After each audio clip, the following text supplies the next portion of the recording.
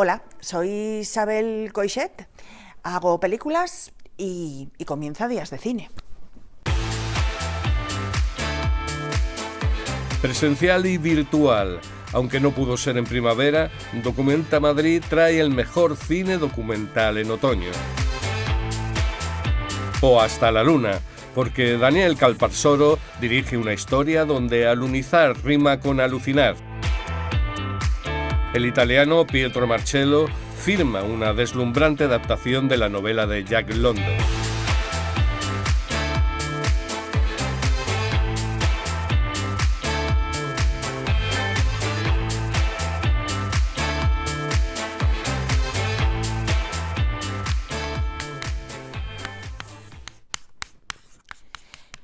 A mí me gustan mucho las claquetas y lo que más me gusta es el chac.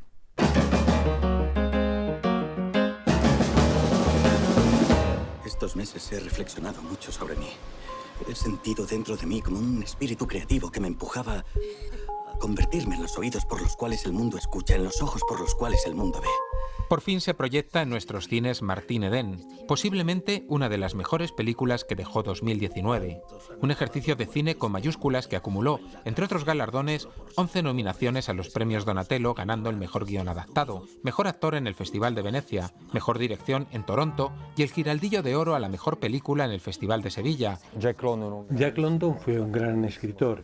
Probablemente fue lo que llamaríamos actualmente un arquetipo de su personaje Martin Eden. Ho preso una stanza qui in periferia per risparmiare e mi sono data anima e corpo al lavoro, non senza una strategia stavolta. Para Jack London, Martin Eden era un antihéroe, porque al final es víctima de su individualismo. Cuando llega el éxito podemos decir que Martin pierde toda relación con la realidad, pierde su contacto con la gente. ¿Y esa cicatriz cómo se la hizo? ¿Esta? Me la hizo un desgraciado. Pero ahora él está cojo. Martin Eden es la historia de un joven trabajador en un muelle napolitano que, llevado por el amor a una muchacha de familia burguesa, se cultiva hasta transformarse en un intelectual. La cultura generalmente rescata de la ignorancia, pero en el caso de Martin Eden, este es víctima de la industria cultural, que es algo que también le pasó al propio Jack London. Jack London fue una de las primeras víctimas de la industria cultural, de la literatura de masas del comienzo de siglo en América. Ma via via che ho arricchito il mio vocabolario, ho riconosciuto nelle mie esperienze qualcosa di più che dei semplici quadri e ne ho trovato finalmente l'interpretazione. Così solo adesso ho cominciato a fare qualcosa di buono. La literatura entra en sus venas abriéndole a un nuevo mundo. La filosofía y la política le transforman y terminan por convertirlo en un escritor de éxito. Ti giuro che tu sarai mia e che lo sarai per sempre. La forma de rodar de Marcello es portentosa. La valentía del director mezclando distintas fuentes de imagen, su falta de temor al cometer anacronismos, dibuja el periodo entre finales del XIX y mediados del siglo XX como una oruga que a ratos se comprime y en otras se expande. Siendo el productor de la película me siento libre de hacer lo que quiera. Mi propuesta pretende que el cine popular conviva con el cine más experimental, con el fin de emplear ambos para recorrer el siglo XX. Exhala las esencias del mejor cine mediterráneo con aromas y sabor a Scola, Visconti o Pasolini. Un clásico instantáneo. Recorro el siglo XX europeo porque para mí es imposible hablar del americano. No es mi cultura y no estoy preparado para abordar así la cultura estadounidense. Che bella ragazza. Mi fa piacere che lei trovi bella una cameriera. Se avessi la possibilità di vestirsi bene, secondo me gli uomini ne rimarrebbero abbagliati. Però se lei avesse la possibilità di parlarle la capirebbe a stento. Bisognerebbe enseñarle la gramática. Poderosa también en su guión, esta adaptación se desboca en varias ocasiones, resultando por momentos poéticamente errática, saltando elegantemente del drama romántico al cine social o a una narración epistolar al filo del videoarte. En la piel de este diamante en bruto que se cincela por el amor y la literatura se encuentra el actor Luca Marinelli. Io penso che se questa è l'istruzione, è il sugo alla povertà. Se uno usa l'istruzione, la povertà sparisce. Una actuación que me atrevo a decir hubiera ocupado el podio de nuestros premios Días de Cine si su estreno hubiera llegado unas semanas antes. pues pocas actuaciones recientes nos han causado tanta impresión. Desde el comienzo de la escritura hasta el final del guión tenía en mente a Luca Marinelli. Necesitaba un actor capaz de entrar en esta parábola que comienza en la clase obrera baja hasta convertirse en escritor de prestigio. Y Luca era la persona en la que pensaba desde el principio. Luca è stata la persona que he pensado fin dall'inizio. Yo no soy un mito y no lo demostraréis. Conmigo no podréis. ¡Conmigo no podréis nunca!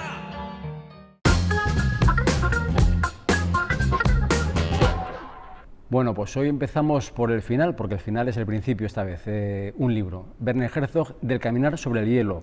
Las crónicas de su viaje de peregrinación en el invierno del 74 para ver a su amiga Lotte Eisner gravemente enferma, creyendo que haciendo ese camino a pie ella se salvaría. Y así fue. Bueno, esto lo cuento porque tiene mucho que ver con la película que hoy os recomendamos, que es Dear Werner, de Palo Maqueda, un documental extraño y fascinante que recrea el viaje de Werner Herzog como propio y que ha dado lugar a una de las películas más bellas de este 2020. Comenzábamos la semana con la noticia del fallecimiento de John le Carré, uno de los mejores escritores del siglo XX, autor de muchas novelas que aparentemente son de espías, pero que en realidad no lo son. Retratan a personas decentes en un mundo indecente. Autor de novelas como El espía que surgió del frío, llevada a la pantalla por Martin Reed, o la novela Calderero Sastre, soldado espía, llevada a la pequeña pantalla y que fue todo un éxito en los años 70. Además del Jardinero fiel, esa novela en la que se decía una cosa tan interesante como que los periodistas se inventan las historias y son incapaces de ver las que tienen delante. El próximo viernes, día de Navidad, no se emitirá Días de Cine, pero os adelantamos algunos de los títulos que van a llegar a las pantallas. Por ejemplo, Saint-Maud, una película de terror británica que tiene como protagonista a una enfermera, Maud, que se hace católica. Y ya sabéis que en esto del catolicismo el pecado es una cosa muy poderosa, el pecado y la culpa. Y aquí hay su historia con el demonio. Otra película que se estrenará la próxima semana es I Am a Woman, un biopic australiano sobre la cantante Helen Reddy, icono del feminismo en los años 70, que falleció precisamente el pasado 29 de septiembre. Y para toda la familia, Los Cruz 2, una nueva era, una de esas películas que cada Navidad llevan a montones de gente a las salas y ahora esto está haciendo ahora mucha falta, con las voces en castellano, en el doblaje castellano de Raúl Arévalo y Ana Castillo. Buscamos un lugar perfecto que sea nuestro hogar. Y aunque el próximo día 25 ya os he dicho que no va a haber días de cine, sí volvemos el día 1 de enero con nuestro programa especial con lo mejor del año, resultado de las votaciones de la redacción del programa. Luego eso dará lugar a los premios Días de Cine que serán el 20 de enero, pero esa, ya sabéis, es otra historia. Hay una película que le gusta a muchas personas, a millones de personas, a muchas personas, y que yo no la puedo soportar. Hasta la palabra no la puedo soportar. Titanic, no puedo con ella, no puedo. Y Celine Dion, tampoco puedo con ella. Canta bien, pero es abrir la boca a Celine Dion y a mí hay algo que se me... O sea, mal, no, Titanic, mal.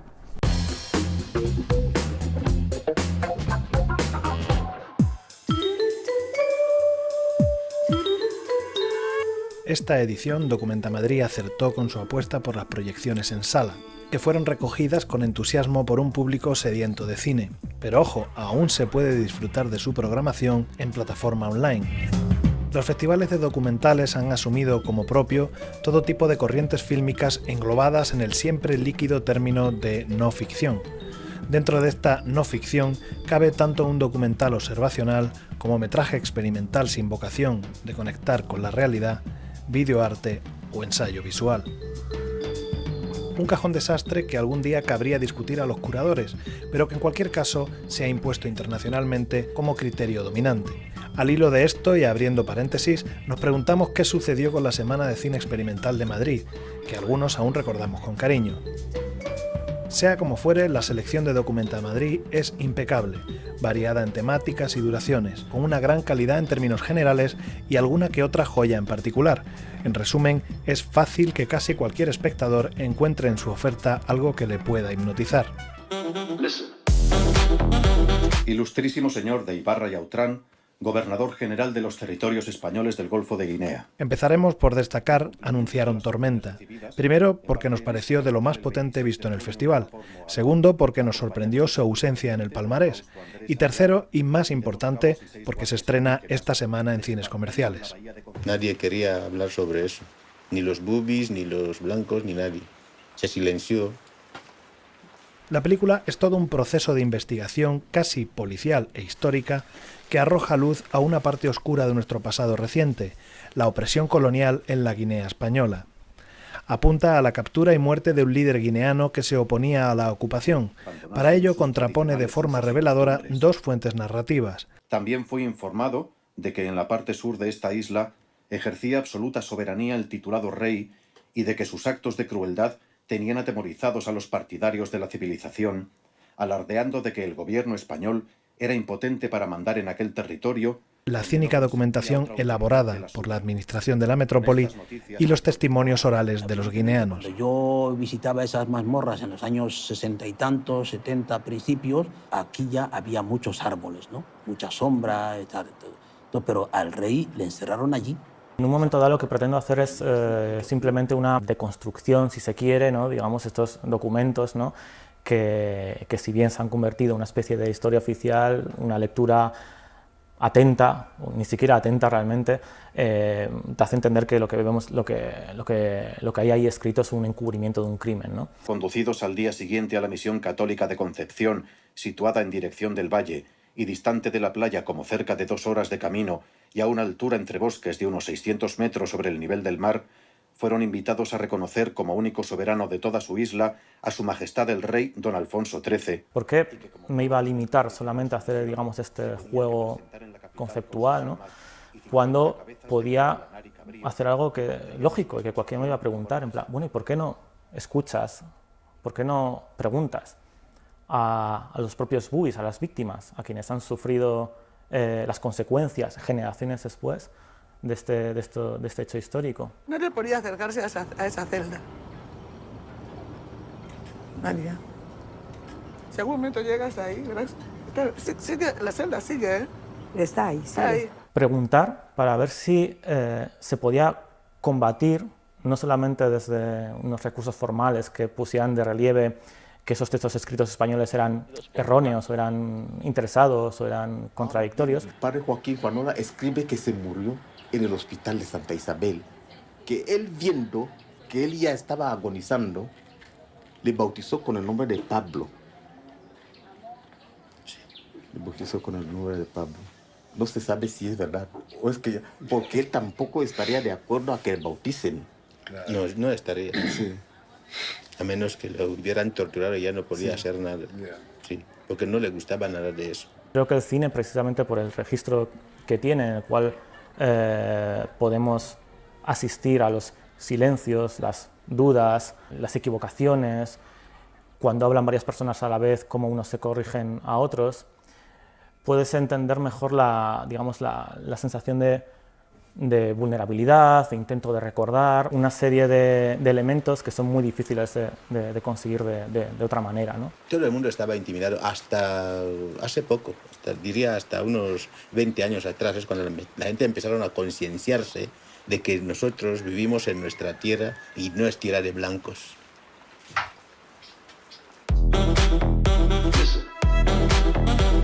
Otro estilo de colonización más reciente es la que queda expuesta en Responsabilidad empresarial, del director argentino Jonathan Perel, quien elabora un interesante ensayo en el que queda expuesta la implicación de numerosas empresas en el desarrollo de la dictadura militar argentina. Al menos 20 trabajadores de Mercedes-Benz resultaron víctimas de crímenes de lesa humanidad. 15 están desaparecidos. La mayoría de las víctimas tenían militancia gremial en la fábrica. Malgré la puissance des caméras, Pierre V. se plaint de ne pas très bien voir. La guerra también quedó al descubierto en toda su crudeza y, curiosamente, dos películas distintas formaban, en conjunto, un interesante contrapunto. Les caméras se rapprochent de ce qu'elles filment d'un seul coup. Elles vont si loin qu'il peut distinguer les vêtements que porte un homme, le motif et la couleur du tissu. De un lado, la guerra real vista como un videojuego, a través de los visores electrónicos de los pilotos de helicópteros de los ejércitos americanos y franceses en Afganistán. Se nos hiela la sangre asistiendo a imágenes que no son otra cosa que crímenes de guerra, justificados bajo el prisma del distanciamiento o el amparo legal al que se acogen estos pilotos. De otro, los códigos de la guerra real vistos desde el prisma de un auténtico videojuego. Sorprende el análisis tan profundo que llega a alcanzar How to Disappear, este ensayo visual, en su dimensión filosófica.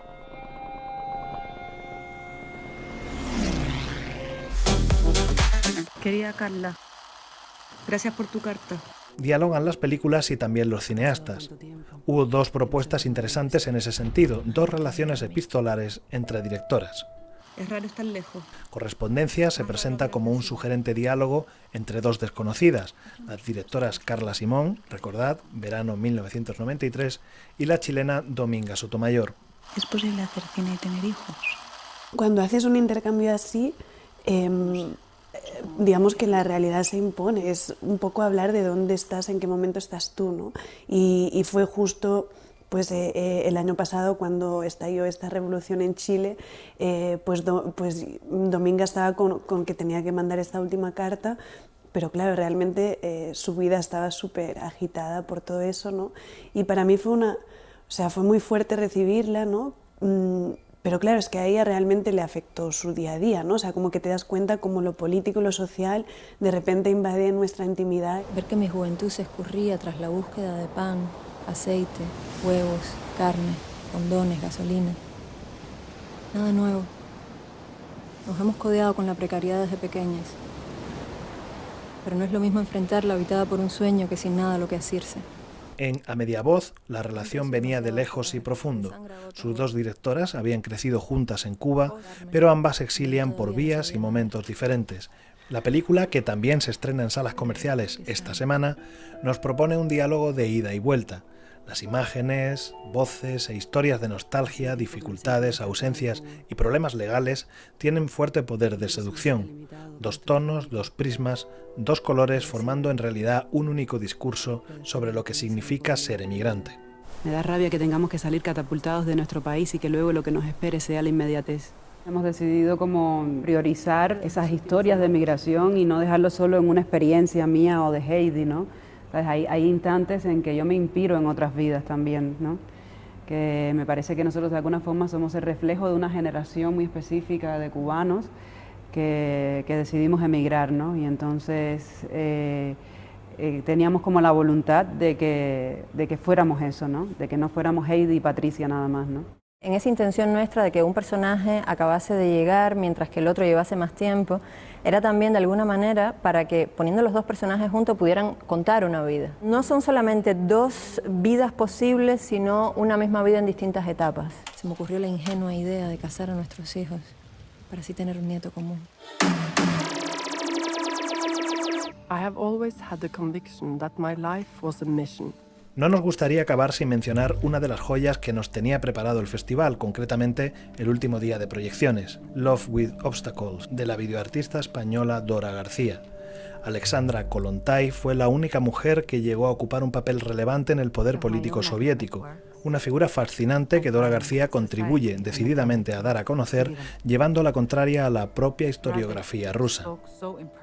Ha ido evolucionando. En el año 22 es cuando se aparta del poder, digamos, del centro del poder, y pasa a ser diplomática. Quería que se la recordase como figura de la primera revolución de octubre, a las órdenes de Lenin, y ya. A partir de los años 30 se dejaban de publicar sus textos en ruso, a la vez que se publicaban por el mundo entero, pero no en Rusia. Después del estalinismo, pues entonces se la recuerda por la labor diplomática, que fue también muy importante, pero siempre se aísla, digamos, la parte relacionada a la revolución sexual, la nueva moral, la mujer nueva, el eros salado, que era como llamaba ella, a una forma de amor libre, comunal. Entonces todo eso está prácticamente callado hasta ahora mismo. Lejos de ser un documental biográfico, estamos ante una película que es en sí misma una lección de guión y montaje.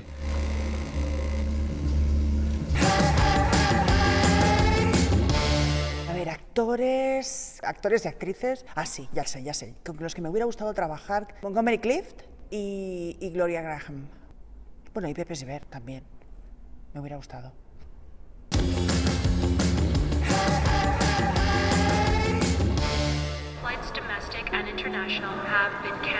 A Stormy Night, el debut en el largometraje de David Moragas, está rodada en Nueva York, ciudad que el realizador catalán conoce muy bien.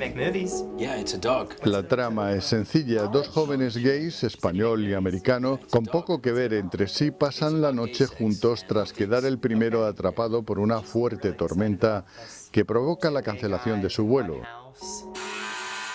De hecho, la forma con la que concebí los dos personajes es que los dos representan dos versiones muy distintas de mí mismo. Lo bonito que tiene el cine es que puedes coger muchas ideas y organizarlas, porque normalmente en el día a día pues van surgiendo sin ningún tipo de orden, ¿no?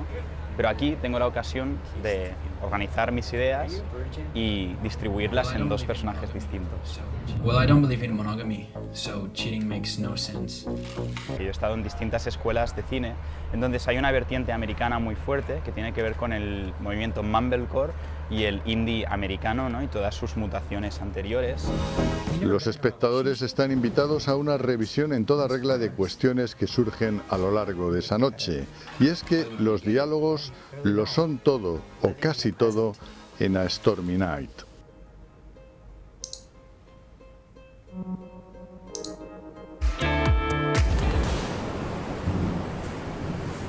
Un matrimonio en crisis, una isla deshabitada y una misteriosa mujer que ha sobrevivido a un naufragio son los principales protagonistas de Ons, una película en la que los silencios son más elocuentes que las palabras.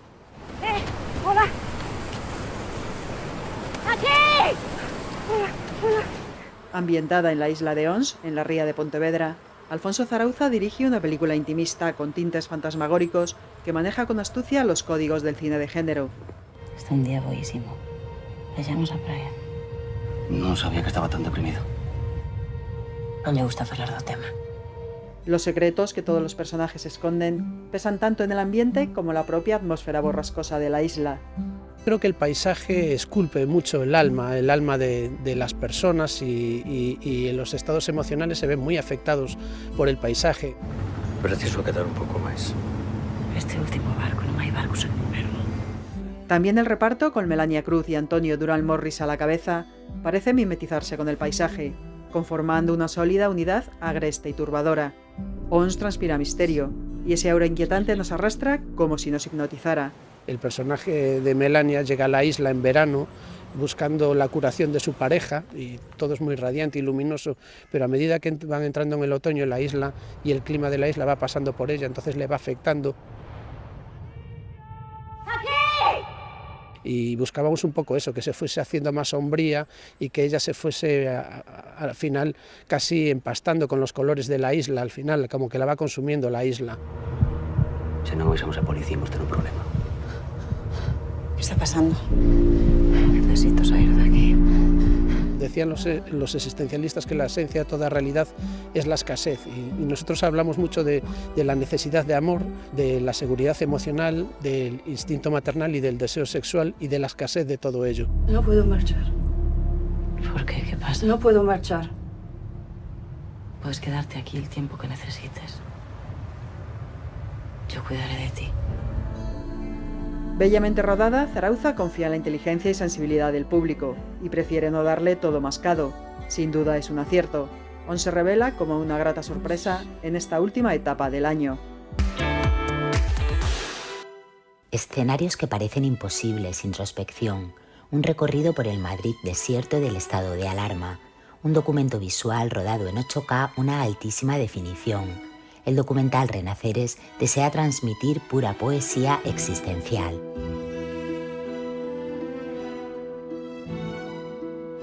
Empezó sin un guión, simplemente vamos a hacer una antena para grabar este momento histórico. Empezó ahí y después ya evolucionó más por el lado poético, ¿no? Escuchamos poemas escritos por el autor de esta obra diferente, el director Lucas Figueroa, y locutados por Blanca Portillo, Imanol Arias, Pedro Casablanc, José Sacristán, hermosas voces absolutamente reconocibles de nuestro cine para un documental artístico que culminará con una exposición itinerante. El clamor de una batalla, ni empezada ni perdida.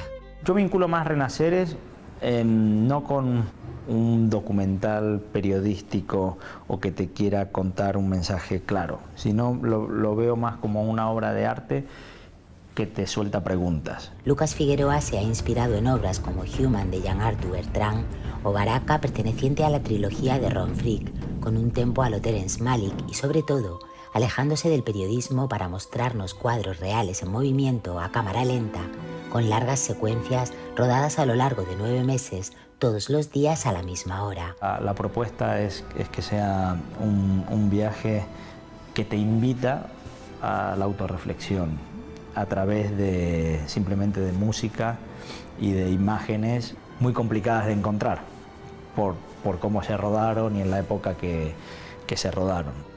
Espirales que iluminan lo que quieras construir. Todo el viento a tu favor. 4 faros y un reloj. La peli no habla ni de pandemia, ni de COVID, ni de nada. Es para mí más un cuestionamiento, o sea, una pregunta acerca del ser humano, ¿no? Renaceres posee imágenes que parecen ciencia ficción y que junto a la música invitan a la reflexión sobre el ser humano y su entorno. Un trabajo arriesgado y muy personal durante y sobre un año complicado.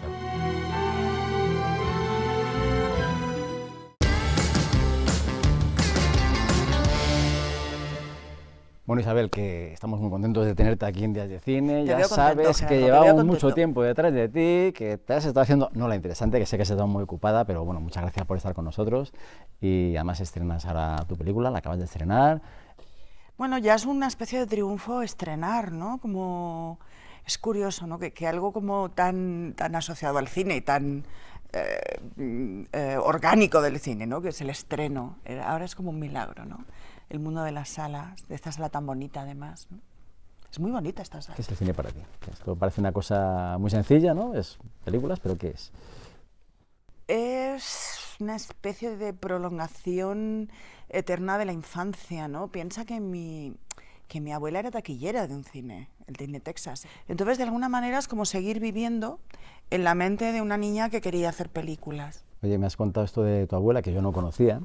Entonces, tú veías allí películas gratis y ya veías aquello en la pantalla y decías, ¿yo quiero estar ahí o yo quiero hacer eso? Yo pensaba, bueno, sobre todo hubo un momento que me impresionó mucho, un día que mi padre me llevó a la cabina de proyección. Y a mí aquello me impresionó, ¿no? O sea, ver que aquello que yo veía en la pantalla partía de algo que se había impreso en unos trozos de celuloide con agujeritos, ¿no? Después de ver aquella cabina, hay un momento en que alguien decide, pues yo quiero ser abogado, o yo quiero ser médica o jueza, o tú querías ser directora de cine o actriz. Bueno, no, actriz no.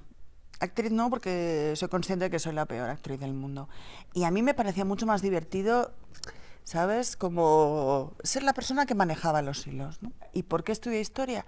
Porque yo en mi cabeza perturbada pensaba que un director tiene que tener una formación humanística, ¿no? Me parecía... Había leído unos cuantos libros, sobre todo de André Bazin, sobre la formación de un director, la formación del ojo, la construcción de la mirada, y me parecía que era importante. Y yo tenía la sensación de que yo ya iba a aprender cine por mi cuenta, ¿no? Y es cierto que tuve una buena escuela porque mientras estudiaba historia me contrataron de una manera absolutamente casual en una agencia de publicidad que además tenía una productora de publicidad, con lo cual se hacían muchísimos rodajes. En el primer rodaje al que fui, el operador de ese rodaje era John Alcott, el director de fotografía de 2001. Y hice una primera película que la pude hacer gracias a la Ley Miró. La Ley Miró, hace muchos, muchos años, en una galaxia muy lejana, era una ley que apoyaba las óperas primas. Entonces yo pude hacer mi primera película gracias a eso. Esa película fue un fracaso total y luego, 7 años después, hice Cosas que nunca te dije. Cuando escribí Cosas que nunca te dije y pensé en Lili Taylor, que en aquel momento era como la musa del cine independiente, yo me acuerdo que fui a buscar a Lili, a hablar con ella por primera vez, cuando ella estaba rodando Shortcuts con Robert Altman, ¿no? Piensas, no, es un actor, yo le propongo algo, un guión que me parece que está bien, pues dirá que sí. Para mí, Seymour Cassel era pues el actor de todas las películas de Casabel, bueno, no de todas, pero siempre tenía una aparición. Yo me acuerdo que él estaba en un hotel, como en Portland, y me dijeron que estaba allí, que le gustaban mucho los puros, y yo me traje de España una caja de puros, y le fui a ver y le convencí, y hizo el papel, bueno, un papel secundario, el papel de padre de Andrew McCarthy, pues, a cambio de la caja de puros. Procuro pensar muy poco en el estilo, ¿no? Porque creo que cuando uno empieza a pensar demasiado en el estilo, es cuando tu estilo se pudre. Yo pienso más en el contenido, ¿no? Y sobre todo en explicar historias de gente que cercana, en el ponerme de una manera también bastante inconsciente en el papel del espectador. También es casualidad que trabajases con Tim Robbins, que es el tipo este que había hecho Ciudadanos Robles, que es fantástica. Y... Bueno, Ciudadanos Robles es Trump. ¿Por qué Tim? Vamos a ver, yo escribí La vida secreta de las palabras, yo la escribí para Sarah Polley.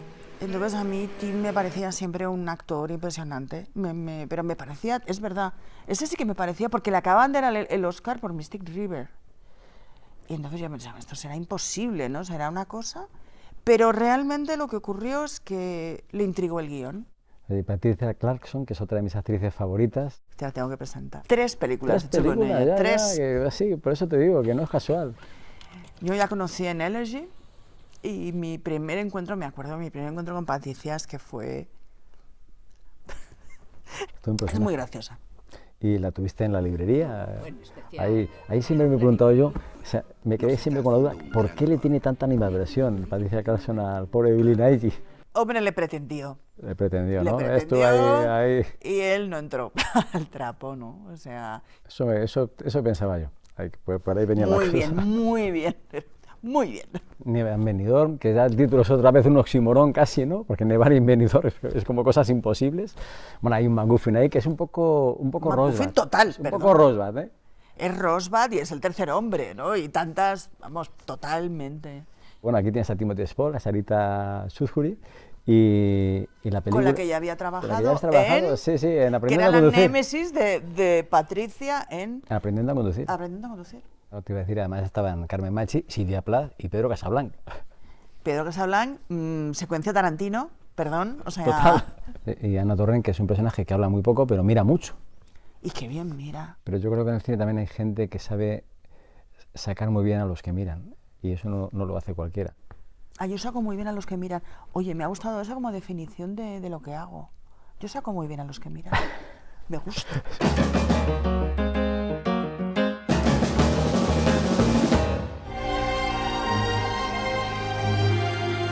Rodada sin diálogos, el nuevo trabajo de Juanma Bajo Ulloa, participado por Radio Televisión Española y presentado en el Festival de Sitges, es un arriesgado cuento actualizado, que cambia a la princesa clásica por una yonki, al castillo por un villorrio y a las brujas por 3 misteriosas traficantes de bebés. Sacar algo más visceral, más emocional, no tanto desde la mente, sino de sentimientos que tienen que ver más con lo inconsciente. Y por eso me he ido a lugares un poco profundos, intentando, como hago siempre, hablar del ser humano y del alma del ser humano, que a veces es muy retorcida, ¿no? Y es muy oscura, pero por eso hay que iluminarla para verla. Abrumada por el mono y el constante llanto de su recién nacido, una toxicómana vende a una mujer y a sus 2 hijas. Pero el instinto maternal que va creciendo en su interior es tan potente que regresa para recuperarlo, descubriendo una escalofriante realidad. Ves por un lado una mujer que se vuelve animal y que se esconde y con el mono y con todo va a perseguir a su niño. Pero también esa misma madre vendió al niño. Y me gusta que él coja este tema y que lo haga en una poesía visual. Hay una confianza en la inteligencia del espectador, porque el cine que me ha llegado a mí, que me ha hecho convertirme en cineasta, es un cine que me ha hecho reflexionar. Son imágenes y escenas que ya nunca me van a abandonar, ¿no? Me sirve como terapia, por eso digamos que narro cuestiones bastante dolorosas. Ulloa propone un viaje desde el odio al amor rotundamente visual, con elementos recurrentes que funcionan como lo hacen las reiteraciones fonéticas en la poesía. Juan me ha dado un poco de margen, pero él también tiene una película ahí medio hecha en su mente y es para mí encontrar lo que él quiere, lo que él está viendo. Tienes que ser mucho más expresivo con la mirada y con los gestos y eso, porque claro, las palabras las tienes que reemplazar con la mirada. La forzada gestualidad de sus actrices para licuar los pensamientos de sus personajes, sus simbolismos, la naturaleza como una madre suprema que constantemente asalta los planos, el uso de los recursos del cine de terror y del thriller para algo distinto, junto con su fantástica banda sonora, hacen de Baby un producto extraño, que seducirá a aquellos que acepten sin cuestionamientos su excéntrica métrica.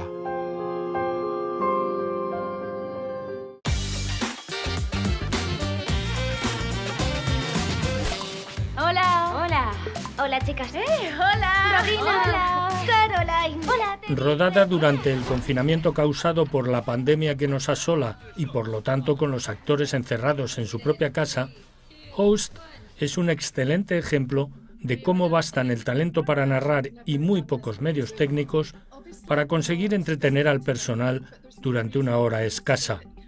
Y esa corta duración es la mayor virtud, dudosa virtud, de este experimento indie de un joven director británico que promete, ya veremos si mucho o poco. Enradina, no es por ponerte nerviosa, pero diría que hay algo justo detrás de ti, ¿lo veis? Sí, hay una luz que se mueve. Savage se toma todas las licencias que desea para salvar los déficits de su ingeniosa idea, pero muestra no poca habilidad para ocultarlas. Convocar a una sesión espiritista virtual a un grupo de amigas a través de la plataforma Zoom y convertirlo en película no es un reto pequeño. Entre algunos sustos anunciados y otros que no acaban de llegar, Host viene a decirnos que en el género de terror lo único que cuenta es que la gente pase miedo. Y por ahí anda mucha gente suelta, fácilmente impresionable. No les digo más. Emma, vete de ahí ahora mismo. Sal cagando leches ya.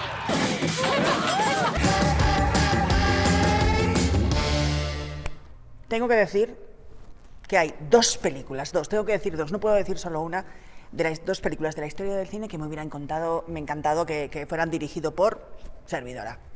Eva al desnudo, que la dirigió Joseph Leo Mankiewicz, y Apocalypse Now, de Coppola. ¿Por qué Apocalypse Now? Es que yo me acuerdo de en un cine de Barcelona, en una matinal, cuando estrenaron Apocalypse Now, me veo sentada en la butaca, que éramos 4 en la sala, porque era matinal, y ya sabéis. Y de repente yo es que veía la película y yo me veía allí con los helicópteros, con Robert Duvall, con Marlon Brando, con Dennis Hopper, con Martin Sheen, yo me veía en aquel viaje. Es que me veía dirigiéndola, de verdad, tuve como una, yo qué sé, una especie de iluminación, ¿eh? Y es que me parece una película total. 꼭 충격이라기보다는 어떤 느낌을 주고 싶어요, 느낌. 어떤 것들을 자기가 알지 못했던 새로운 세계, 새로운 이미지, 새로운 이야기, 이런 것의 느낌을 전해주고 싶어요. Contradicción es la palabra que describe a Kim Ki-duk y su cine, refinado y salvaje, poético y brutal, un cine que no puede ni quiere dejar indiferente. Fue el primer director coreano en llegar a los festivales europeos, donde gozó de un lugar privilegiado. Su muerte a los 59 años suma otra paradoja. Murió en Letonia, lejos de su tierra. En los últimos años había recibido denuncias por agresión sexual y pagó una multa por abofetear a una actriz. Contrasta con la ternura del corto que le encargó el Festival de Venecia.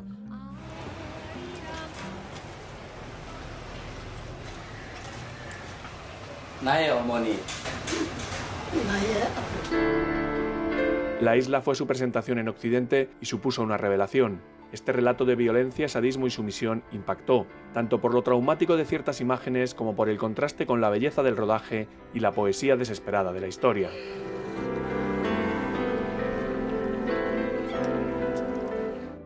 Primavera, verano, otoño, invierno y primavera sería el reverso, meditativa y lírica, narración minimalista y espíritu zen. Su visión cíclica del tiempo, aliada con el preciosismo visual, traía el aroma de Oriente. El cuidado en el tratamiento de la imagen tenía origen en el pasado como pintor de Kim Ki-duk, y eso se refleja en todo su cine.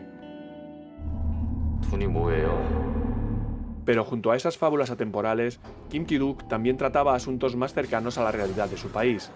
Le interesaban los desclasados de la sociedad coreana, prostitutas, mendigos y criminales.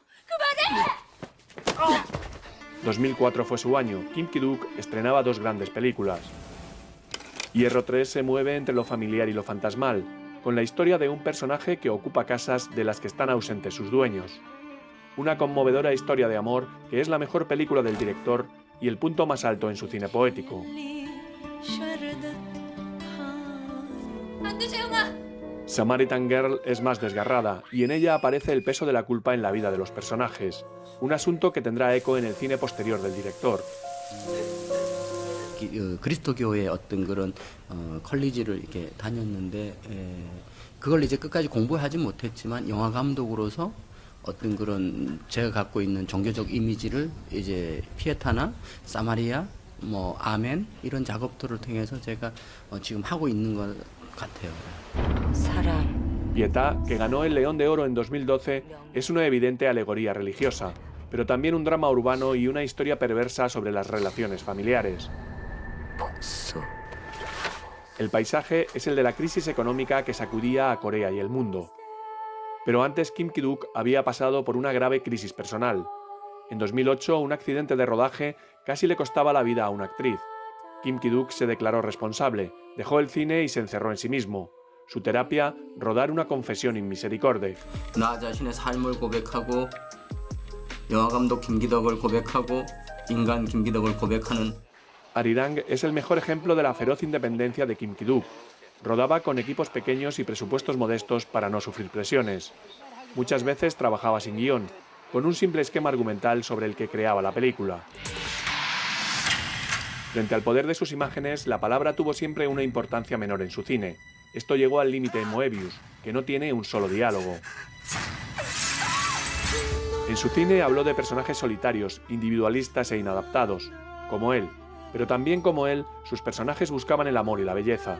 Las dificultades para trabajar en su país lo obligaron a rodar fuera, porque no quería dejar de hacer películas incómodas, poéticas y rebeldes, porque ese era el cine de Kim Ki-duk. 영화라는 것이 그래서 좀 필요하다고 생각해요. 영화라는 것이 또 그 미술이라는 것이 음악이라는 것이 전 그런 질문을 하는데 굉장히 필요한 것이라고 생각해요. 그렇기 때문에 그것을 영화가 질문하지 않는다면 저는 영화가 매력이 없다고 생각을 해요. Mi directora favorita de la historia del cine es Agnès Varda, porque era maravillosa, era alguien además que con una curiosidad increíble y yo la admiraba muchísimo y es como mi brújula.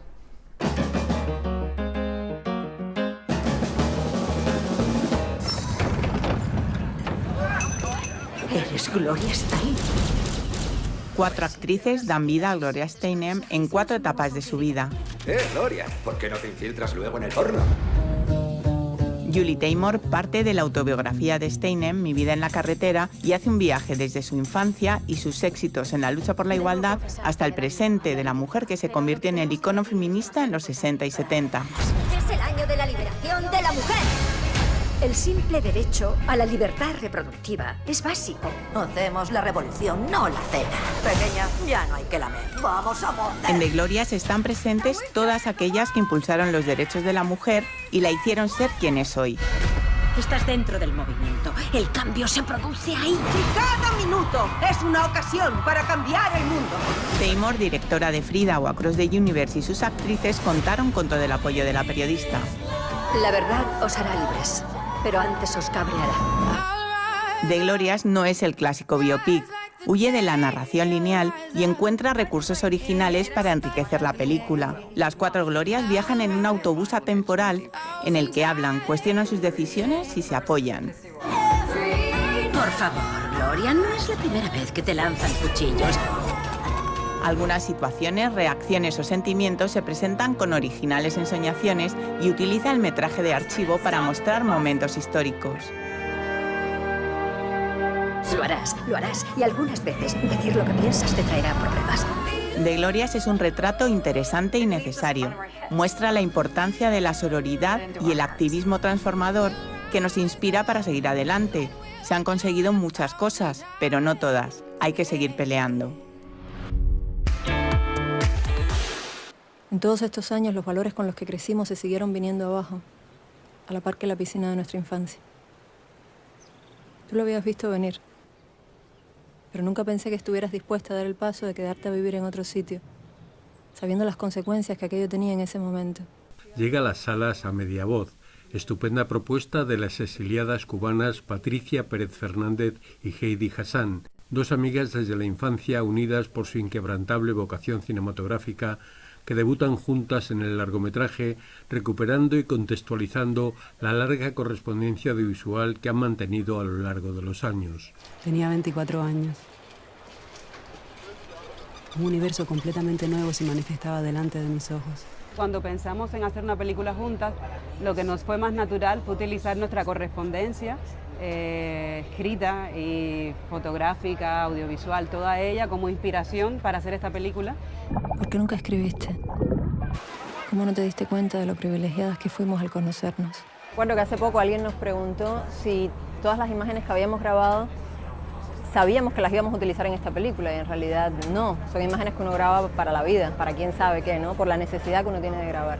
Me gusta que me compartas las cosas que te han ido transformando en esa mujer en la que dices que te has convertido. La suma de los materiales intercambiados a lo largo del tiempo y los nuevos que los articulan se funden armoniosamente en un único discurso, sin que se confunda la voz personal y cinematográfica de cada una de ellas en este fascinante ejercicio de cine dentro del cine, que se sobrepone a las formas y las tentaciones manieristas para acuñar una sentida reflexión existencial, erigida sobre la necesidad de salir de su país, las ilusiones de libertad, la supervivencia en el exilio o los sueños rotos. Aquí me siento como una página en blanco. Solo tú puedes ayudarme. Estoy segura de que sabrás por dónde empezar. A media voz, que bien podría definirse como documental epistolar, es un bello relato que matiza su tristeza con un poderoso pozo de vitalidad. Miro por primera vez los vídeos que grabé en mis inicios en España y no me reconozco en esas imágenes. Me veo tan desorientada. Soy consciente de que decidí entrar ilegal en España, pero a partir de un momento no pude elegir mucho más. A ver, un placer culpable, Zoolander. Yo no sé, a mí me parece muy buena, pero hay gente que seguro que le parece muy mala. A mí me parece una obra maestra. Culpable, pero obra maestra.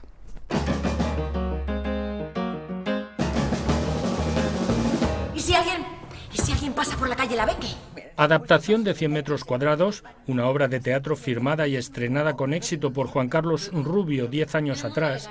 El Inconveniente ha sido coescrita junto a él y dirigida por el debutante Bernabé Rico. Se presentó en el pasado Festival de Málaga, donde, entre otros premios, consiguió el del público y el de Mejor Actriz, que recogió Kitty Mamber y tuvo que aplazar su estreno hasta hoy. Aquí dentro está divinamente. Nosotros tenemos pensado estrenar esta película aquí y luego una semana después estrenar en cines de toda España, y de repente, bueno, como el lema de la película, ¿no? La frase de John Lennon que dice que la vida es aquello que te pasa mientras tú estás ocupado haciendo otros planes. Nosotros teníamos planes para que esta película se viera en 70 salas de España, y de repente llegó el coronavirus y dijo: un momentito, tenemos otra cosa para tu vida. Convendrá conmigo en que por este precio no va a encontrar nada mejor. Lo sé, es un precio especial teniendo en cuenta. Teniendo en cuenta el inconveniente. El núcleo de la trama se asienta en un fenómeno real, el de la venta de pisos con dueño incluido hasta su fallecimiento. Ello da pie a ciertas dosis de humor negro que Kitty Mamber, la anciana vendedora, y Juana Acosta, la interesada compradora, manejan con gracia y soltura, con la flexibilidad para el registro cómico que tienen acreditada estas dos grandes actrices. Cómodo, ¿eh? Mira, con su cojín y todo. Y el color ideal, ¿eh? ¿Burdeo? Borgoña. Yo le propuse a Juana, que inmediatamente me dijo sí, ¿por qué no estudiamos juntas? Y fue maravilloso porque día a día estuvimos un mes estudiando juntas, un día ella en su casa, yo en la mía, así. O sea, yo nunca había llegado a un rodaje sabiéndome la película entera. Yo por lo general la tengo muy presente, la tengo muy avanzada, pero de principio a fin tenerla memorizada, toda la película muy pocas veces me había pasado.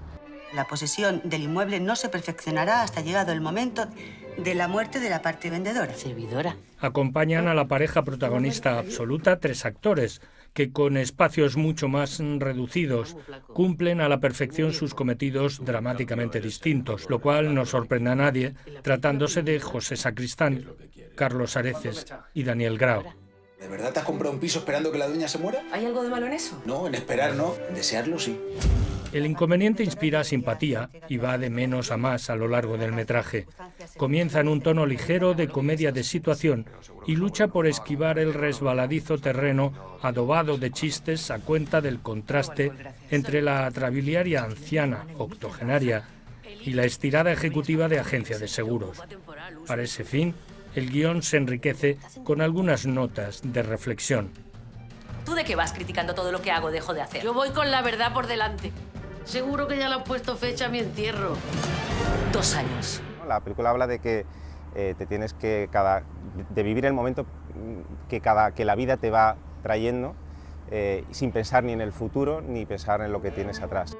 Si volviera a nacer no cometería los mismos errores, que han sido muchos. Pero también me he reído. No sé de qué, pero siempre he elegido reír. Con el telón de fondo de las perversas operaciones comerciales que el sistema capitalista propicia, el inconveniente debate asuntos como la soledad, el valor de la amistad y sobre todo la idea de que nunca es tarde para reconocer y enmendar un error importante. A los que os quedáis, que aprovechéis el tiempo y que os espero a todos. Hija, no sé, le podrían haber puesto un poco más de emoción a la cosa, ¿no?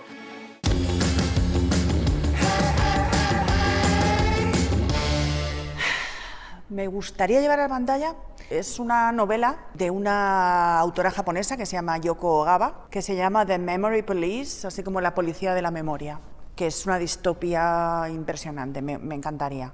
Y también, una de las cosas que me gustaría hacer una vez en la vida, antes de que me muera, es una película con mucho dinero, mucho presupuesto. Pues para cambiar me gustaría por una vez.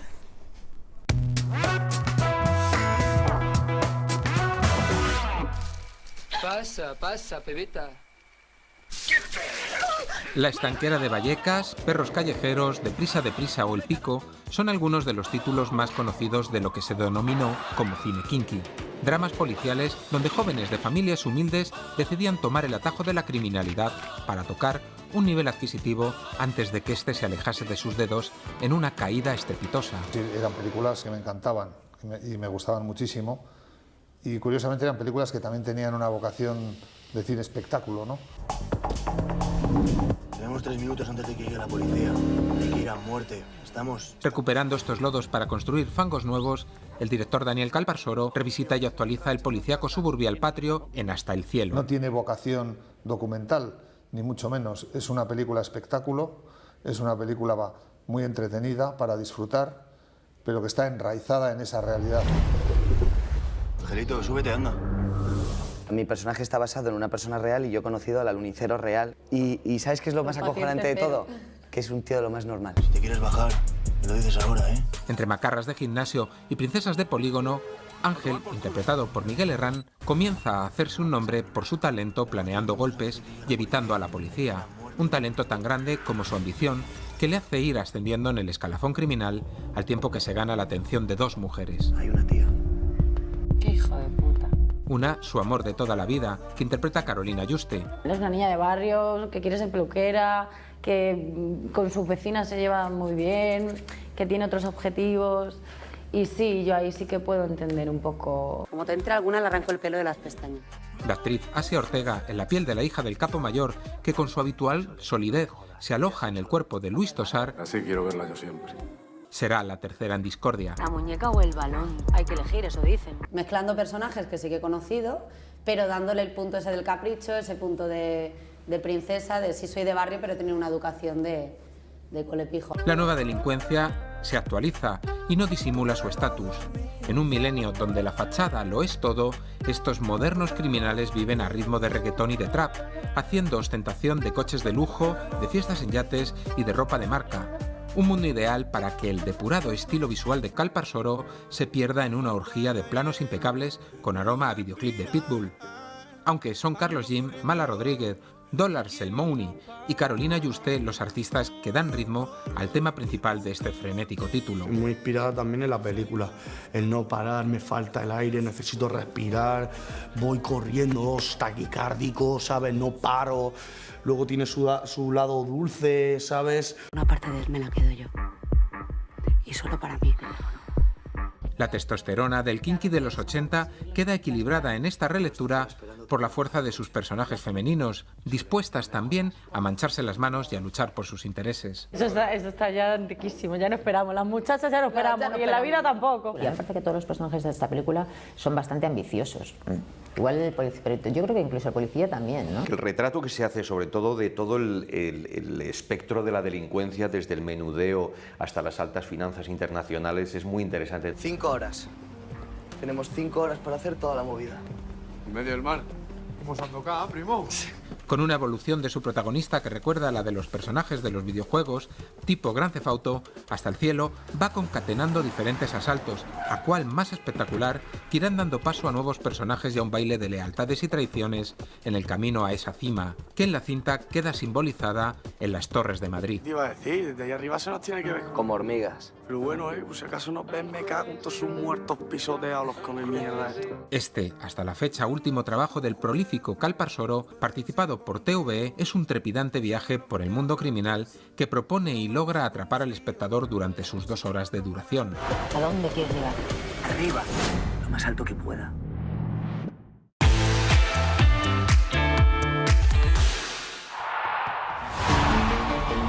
This world is not yet ready for all that you will do. Your time will come, Diana. Tras el rotundo éxito de Wonder Woman, la de 2017, llega ahora la secuela con el mismo equipo que logró el milagro de hacer un excelente film comercial capaz de llegar a una amplia mayoría. Wonder Woman 1984 recurre al mismo esquema de la anterior: trasladarse en el tiempo a un momento crítico de la historia reciente de la humanidad para corregir el rumbo y hacer que los dioses del mal no se salgan con la suya, según la mitología de la civilización amazónica. Ahora viajamos a los años 80 en plena Guerra Fría. Un personaje malvado, un especulador sin escrúpulos a cargo del actor de origen chileno Pedro Pascual, con un inequívoco parecido al joven Trump, encarna la tramposa esencia del sueño americano, base también de esa perniciosa filosofía de la autoayuda que floreció en aquel tiempo. Basta con desear algo para tenerlo. Y para ello, Diana, nuestra deslumbrante Wonder Woman, no solo lucha en el plano de la exhibición física y acrobática, sino con contundentes mensajes provenientes de su sabiduría ancestral. You are, but you know what? I'm ready to go. I think we can do better. Parachute pants? Yeah. Does everybody parachute? En el camino y de nuevo con la presencia de su partener Chris Pine, asistimos a deliciosos momentos de comedia, así como a un duelo de hembras alfa entre la Mujer Maravilla y una Kristen Wiig con superpoderes sobrevenidos.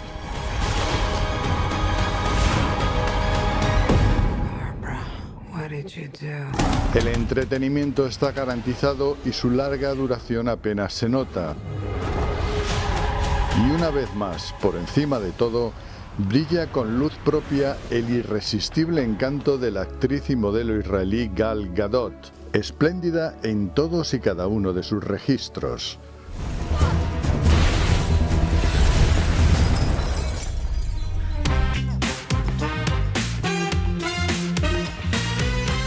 En Estación Termini hay un momento en que Montgomery Clift despide a su amada y se le cae la gabardina y la va arrastrando un poco.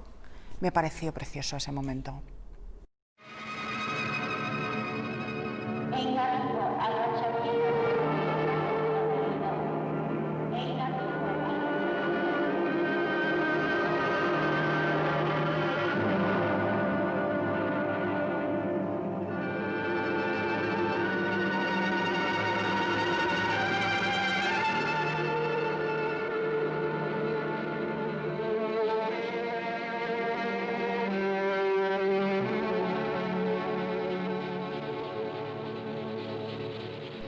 Pues esto ha sido todo, amigos. La verdad es que me han hecho muchas preguntas, pero se me han quedado muchas cosas por decir. Muchas. Pues seguimos hablando lo que haga falta. Venga. Porque me has aclarado eso de la librería. Ya sé yo por qué Patricia Clarkson le tenía enfilado a este. Tú me has traído solamente para esto, ¿verdad? Quitamos encima. What's this? Nos queda muy poco tiempo de programa, el justo para recordaros que el viernes 25 no habrá días de cine y que volvemos el 1 de enero con un programa sobre los mejores de 2020. Mientras, que seáis buenos. Esta Navidad, más que nunca. The sights, the sounds, they're everywhere and all around. I've never felt so good before. This empty place inside of me is filling up. I simply cannot get enough. I want it, oh I want it, oh I want it for my own. I've got to know what is this place that I am found. What?